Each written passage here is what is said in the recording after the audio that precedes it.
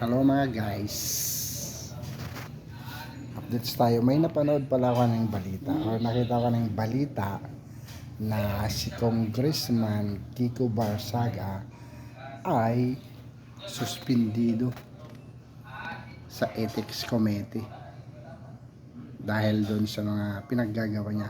Kawawa naman. Bilib ako doon sa congressman na yun, Kiko Barsaga. Bata-bata pa niya, no? At kung ano yan, 60 days siya na suspended. Pero sige lang, kasi ganoon talaga pag sinasabi mo yung katotohanan, yung mga tao dyan ay nagagalit sa'yo kasi tinatamaan sila. Kaya yun, sinuspended siya ng 60 days ng Ethics Committee ng Congress.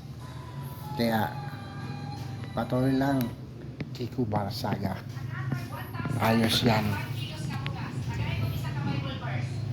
Nandito lang ako na sumusuporta. Pinapanood ko yun palagi si Kiko Barsaga.